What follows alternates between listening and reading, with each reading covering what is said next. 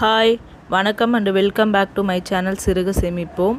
இன்றைக்கி நான் ஒரு கோல்டு இயரிங்கோட டீட்டெயில்ஸாக உங்கள் கூட நான் ஷேர் பண்ணிக்கலாம்னு நினச்சேன். ரீசெண்டாக ஜிஆர்டியில் இந்த கோல்டு இயரிங் வந்து வாங்கியிருந்தோம்.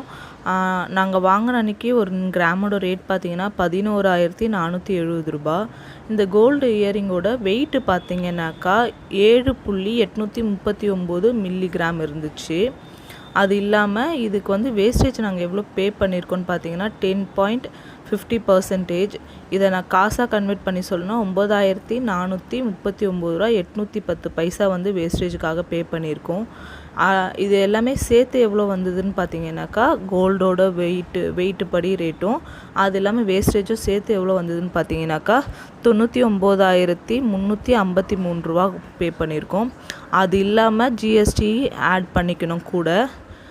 ஏன் நான் கொஞ்சம் தனித்தனியாக சொல்கிறேன்னா, இது கூட கொஞ்சம் ஒரு 2-3 பொருளாக வாங்கியிருந்ததுனால மொத்தமாக சேர்த்து நமக்கு ஜிஎஸ்டி ஆட் பண்ணியிருக்காங்க. அதுக்காக தான் நான் தனியாக சொல்ல முடியாமல் சேர்த்து சொல்லியிருக்கிறேன்.